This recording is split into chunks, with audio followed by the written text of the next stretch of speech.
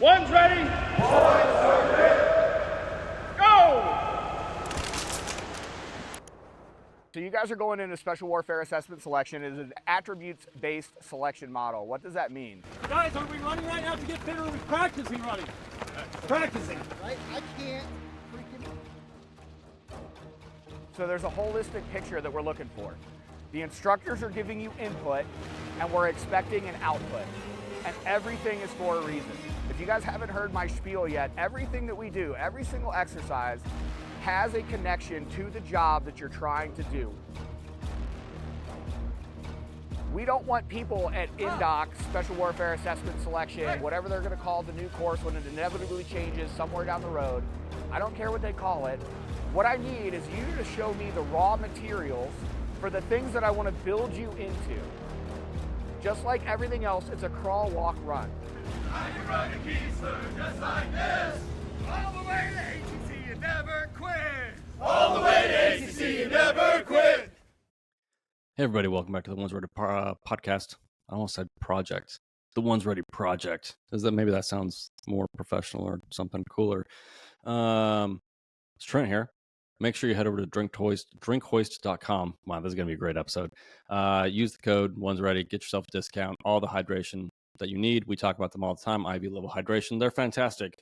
All right, now that that's out of the way, let's talk about all the fatties complaining about the 2-mile run potentially being added or implemented as part of the Air Force PT test. I've seen a lot of stuff about this, and I think we need to have a real honest conversation about what a 2-mile run means and what it doesn't mean.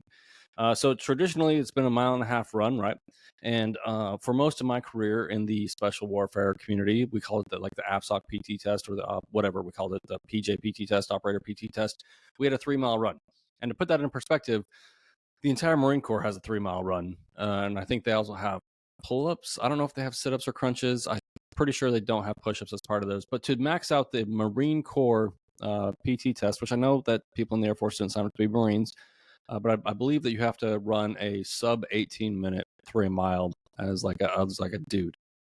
I don't know about any of the other standards. For the AFSOC PT test, we had a swim component as well that you had to do after the run. And I believe to max out the 3-mile run, you had to run sub 20 minutes, which is not that fast. Like, it's fast, but you got to train for it.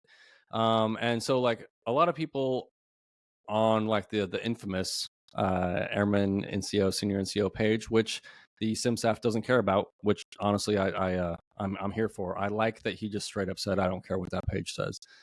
But a lot of people on there have a lot of kind of crazy arguments about why a 2-mile run is a bad thing. Now the main thing, the only thing that I think we can get behind is the main complaint that holds a little bit of water, I think, is people are like, well, with all the other problems in the Air Force, this is what they decide to focus on. Well, the DoD wide is focusing on, combat ready, capable humans across the entire DoD to go do the mission. And if you remember correctly, during I think General Mattis's term, he said, I think it was him, correct me if I'm wrong, if you can't deploy, you shouldn't be in the military. So we're kind of pushing back towards that, the physical fitness portion of all of this. If we're going to be, especially in the Air Force, we're going to be sending airmen out as part of like smaller groups to conduct operations, then the onus on every individual in that group, the expectations are going to be higher. You need to be more capable the smaller your group is.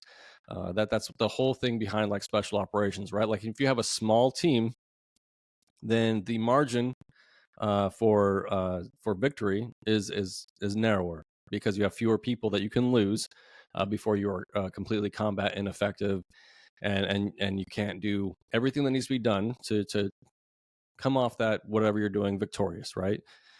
And so as we move towards this agile and all these other things, combat and near peer pacing threat, blah blah blah, whatever the buzzword is today, and they start looking at this, they're like, well, if we're going to start pushing people out forward, and things are going to get spicy real quick, then we need people that can be more capable. And one of the parts of being more capable is being fit. So like the 2-mile run, that's the only thing is the Air Force does have a lot of problems. The Air Force always has a lot of problems.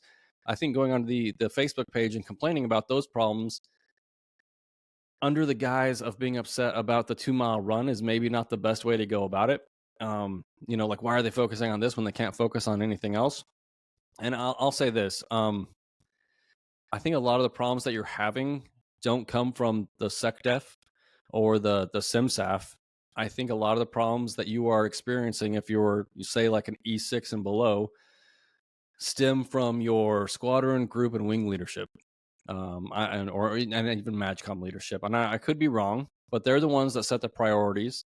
They're the ones that send those priorities up the chain of command to get funded, and they're the ones that are either palming for the money and making future plans and trying to make things better, or they are not. Now, when the CMSAF looks at the entire force and says, we need more physically fit people because he's not blind and he's been on Air Force bases, and he looks around and he sees a bunch of freaking boxes of donuts everywhere.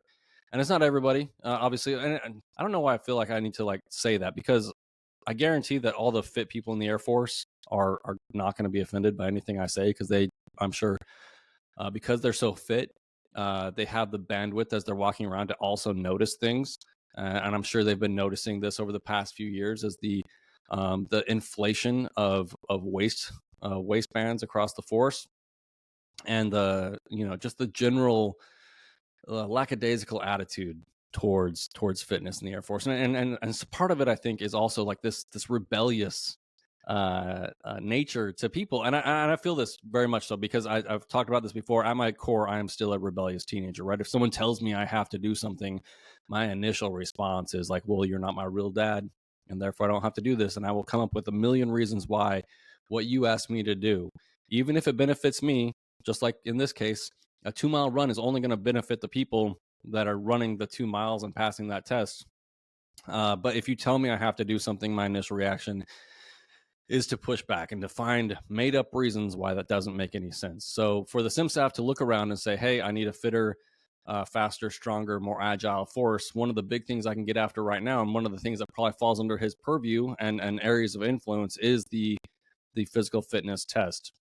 And I think he said something also like, we should match our mission partners, right? So like in the Army, it's a 2-mile run. When you go to airborne school, you take the Army fitness test, and it's a 2-mile run. It's not anything crazy or difficult, and your push-ups and sit-ups and all that other stuff. So that's I think that's what's happening, is that's what he's trying to get after. So all the arguments too, like I love the, hey, so I'm choose a career field. I'm a maintainer. I don't have time. I am a personnelist. The idea, the argument, well, if I ever have to pick up a gun, then things have gone horribly wrong. That's true. But also, your aerobic conditioning makes you better at everything that you do. And also means that you don't have to buy new uniforms every year. Like, not to get off already on this tangent, but I don't understand. The willingness of people to neglect their health and then have to use that uniform money that you get every year to actually buy new uniforms, when you could just stay the same size relatively that you were when you first joined. Now, obviously, women having babies, that type of stuff, is a whole different ball of wax, right? But I'm going to talk to you dudes right now. There's not a lot of great excuses. Even with injuries and all that other stuff, you can control the crap that's going into your mouth. You can control the quantity at the very least. You can make up arguments about, like the food on base not being healthy enough and all these other things. The problem is I know people in almost every career field, or I've met people in almost every career field, and I walk around, and there are fit people everywhere in every AFSC. You can't tell me that there's not someone in every major AFSC that's not maxing out the Air Force PT test right now and trying to encourage people around them to also max out that PT test, especially the dudes, right? Like, we don't have babies. I know that's controversial to say that we don't have babies, but guys, there's really no good excuse for this. And even if you get injuries, which I understand, you can control how big you get, and you can still look good in your uniform, which I think is a tertiary. I think the CMSAF is hoping, as a byproduct of the 2-mile run and matching up with our mission partners and making sure everybody's more fit and more capable, like looking more capable, You can pretend that it doesn't matter, but it does matter. Okay, like as a representative of the United States Air Force and the military, how you wear that uniform, what that uniform looks like on you, it does matter. And if you are not, if you don't believe that, then like you're living in a delusional state and you've forgotten all the things that you learned when you were in basic training and beyond. There was probably at least one moment in your career when you put your uniform on and you lost a bunch of weight or whatever it was, and you thought, I look pretty good. And at some point, you totally lost it, and you justify that by saying, well, I am good at my job. Well, guess what? You signed a contract saying that you're going to meet the requirements of the whichever military force that you're part of, in this case, the Air Force. And for you to sit there and be like, well, I'm really good at my job, except I'm failing to meet the most basic minimum requirements that are set forth for me, it means that you're not good at your job. It means that you are failing. A failure in any part is a failure. So there it is. And let's just talk about the 2 mile run and aerobic conditioning as well. And I know people are like, running whatever, but like I pulled up the most basic website I possibly could to talk about aerobic fitness and all the benefits of it. And this isn't like some like, woo woo bro science website. I think this is like Healthline or something. So like, let's just run through the the things that being better is going to help you with. And these are a lot of the things too that you hear people in the force complain about on a regular basis, right? Your aerobic conditioning improves cardiovascular health, so it's good for your heart. It lowers blood pressure, which there's more than a couple people in the Air Force on blood pressure meds. And I know not all of that is fitness related, or I have an idea that it's not all fitness related. Helps regulate blood sugar, which is good. Reduces asthma symptoms, reduces chronic pain. Especially as you folks out there are making E7 and E8, a little bit more cardio might do you a world of good. Aids sleep. So here's the thing too: is that the better you are at this stuff, the more in shape you are, the better you're going to sleep, and that's incredibly important, and it also helps with your recovery, right? Because sleep is like magic. That's when all of your anabolic effects, I think, and all of your recovery happens. And so the better you sleep, because you have a better aerobic capacity because you're working out and you have your body's efficient and aerobically capable, you sleep better, which helps with everything else. If you're not sleeping, then basically you're walking around drunk and as a degraded person all the time. Regulates weight. We talked about that. Your uniform should not be screaming as you walk around. That's ridiculous, dudes. Strengthens immune system. Geez, how could that be good for the military to not have everybody sick all the time and you're constantly going to grab Z-Packs and all that other crap? Improves brain power. Wait, you're telling me that smart people that have like cognitively taxing jobs need to be doing these types of exercises because it's going to help them use their brain? That is absolutely the truth. So the argument that it's like, well, I sit behind a desk, or I'm cyber, or I'm this, that, or the other, and I don't need to be physically fit because I sit behind a computer and I shouldn't have to run anywhere. It's going to make you better at your job. It really will. And like, I don't know what else to say about it. It makes you better at everything. Being fit makes you better at everything. It boosts mood, because we've all had that person. There's like, if I have a buddy, right, and he's in really good shape and he has a bad day and he comes in and complains, it's fine. Everybody has a bad day. But everybody's met that dude whose uniform is screaming, who looks like a bag of crap, and he comes in every day with a freaking rain cloud over him. He's not sleeping, he's not working out, and he just wants to come in and affect everybody with his negative attitude. He's probably the one that spends most of his time at work scrolling that stupid Facebook page, complaining about a potential for a 2-mile run in the United States Air Force that he signed up for, and he signed the contract, and he's on his third enlistment, but he's still complaining about everything that happens to him like he's a victim and he has no part of this, and wants to infect everybody with his bad mood every single day. Bro, get out there, put a few laps in every day, get up to the point where you can run 5-6 miles comfortably, and then the 2-mile run is not going to be a big deal. And also, then you're going to start sleeping better. Your brain's going to work better. And then when you get to work, you're not going to want to infect everybody with your bad mood and bring everybody down. All right. Here's a good one. Reduce the risks of falls. I think that's more for like the people after you get out. But hey, just because you're retired doesn't mean fitness doesn't matter. It's safe for most people, including kids, even you, Air Force. It's safe for you. So don't come at me with like all the it's dangerous to run. I don't know. It's stupid. It's affordable and accessible. I don't know if I've told this story, but like when I was working as an instructor, every once in a while we'd ask for feedback, which is ridiculous to ask the students for feedback when they don't know anything about anything. But inevitably, because they would struggle a little bit with their PT test, the students would be like, I wish we had more time for cals, and I wish we had more time to run. And it's like, bro, do you have a floor? And is gravity still a thing on this planet? If both those things are a yes, then there's no reason that you cannot knock out more cals and you can't go for a run on your own to improve those things. There's nothing like to improve your aerobic conditioning. To train for a 2-mile run, you're not training for a marathon. It doesn't take that much time.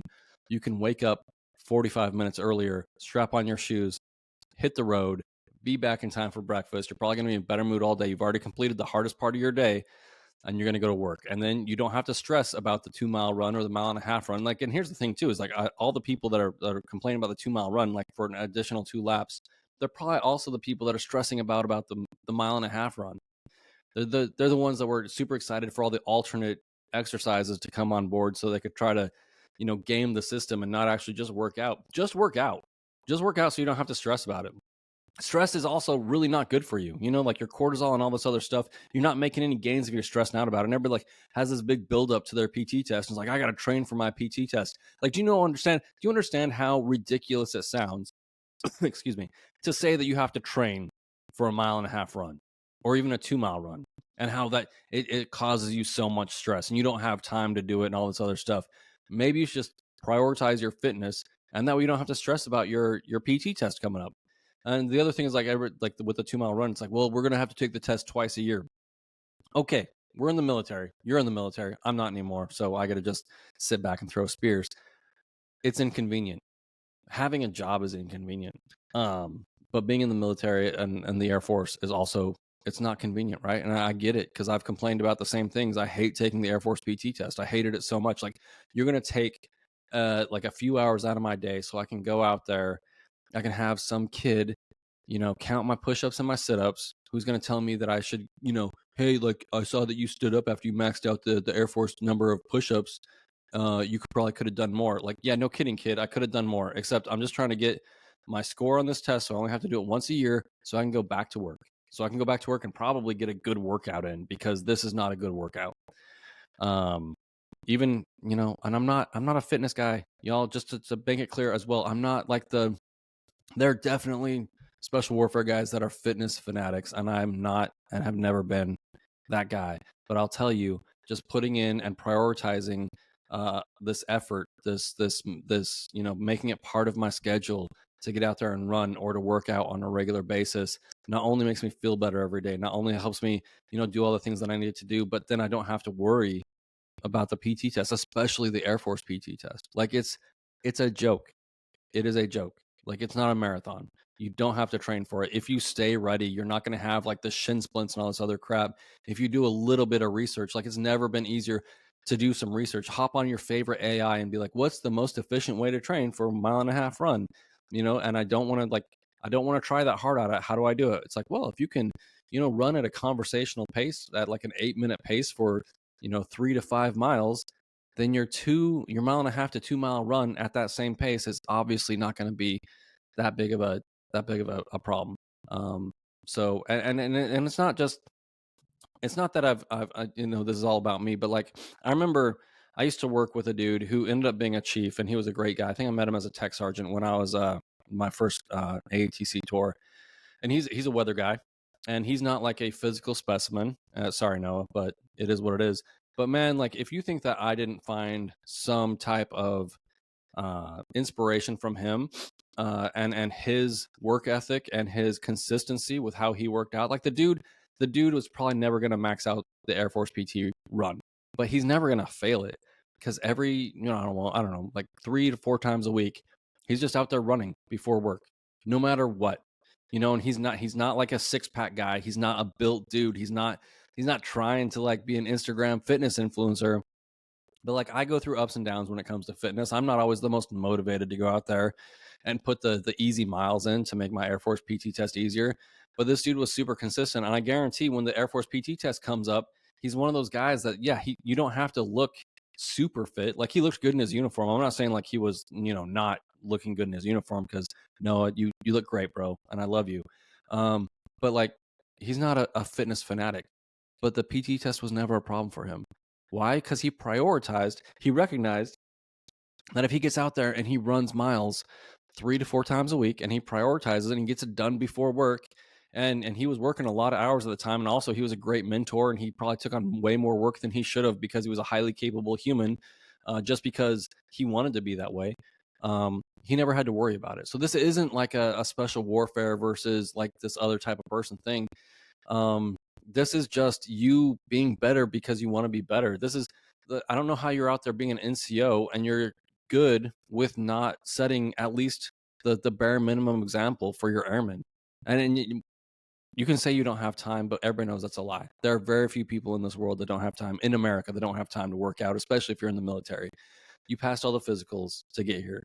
You made it through all the tech school, all the BMT and all that other stuff. You have the capacity and the time to get out there and run for 30 or 40 minutes at a nice, easy pace most of the time. You can do your pacing runs and you do all that other stuff. Man, if you keep up with it, you're probably not going to have as many injuries. You're going to feel better. You're not going to have to stress about your PT test coming up. And it's just going to be better. So like this all this thrash, I'm just going to say it, all of your excuses, all the reasons that people are upset. Yes, the Air Force always has problems. And you can say, this doesn't seem like to me, from where you're sitting, as the most the biggest problem that the Air Force has that needs to be solved. But I would ask you, if everybody's in a little bit better shape, if everybody's mood is a little bit better, if everybody's brain works a little bit better, if we have fewer physical issues with everybody, if everybody's immune system works a little bit better, if you work out on a regular basis and you feel like eating a little bit better, because when you don't, you realize that your runs are a little bit harder. And if you're like me, you like nice, lazy, easy runs to get you to where you're going. So people just make a little bit better decisions across the board. Are you telling me that that won't also help with all those things that you're complaining about? And you can talk about retention. You can talk about, like all the people that this is pushing out, and the Air Force only cares about people that can run. But guess what? That's part of the contract. This isn't a surprise. And at the end of the day, if you want to get out, you can. So it's real easy to get onto the Facebook page and to complain and do all this other stuff and fight with the Mark Bunkleys of the world who get on there and tell you that you're being a baby, or the Jared Peaches out there who loves to jump on there and share his opinion about running 2 miles. But the thing is you might need to take a step back and realize that the person that benefits the most from being forced to work out and to hold a physical standard, the person that benefits the most through all of that is you.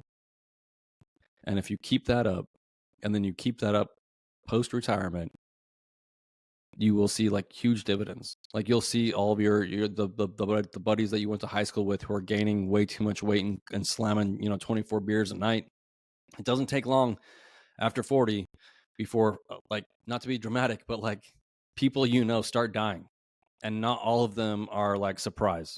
A lot of people start living hard early on and neglecting themselves, and they think that they can get away with it because they started in their 20s, and it's a road to not being able to do all the things that you want to do, not being able to play with your kids, not being as good of a father or a wife as you could have been, and not feeling as good as you could, not reaching the little bit like that potential that you have for everything that you want to do in life. So you can tell me that you're good at your job, but you could be better.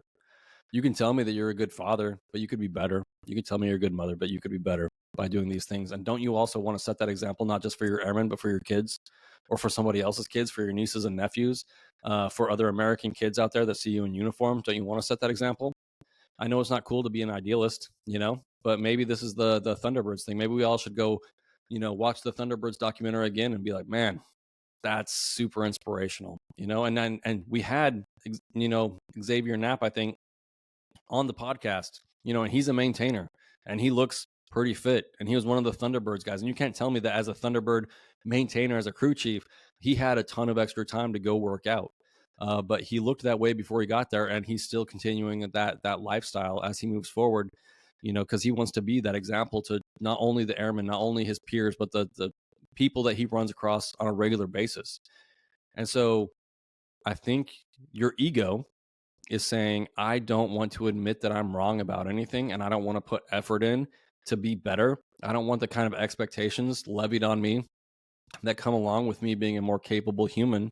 So I'm going to jump on the page and I'm going to say a 2-mile run is stupid. The CMSAF doesn't know what he's talking about. He should listen to all of us people down here and be concerned about our feelings and concerned about our, our wants and desires and all the other stuff. He should listen to us on social media when all that's happening is he said, I think we should run 2 extra laps. And I think we should at least be as good as the Army when it comes to the baseline physical fitness.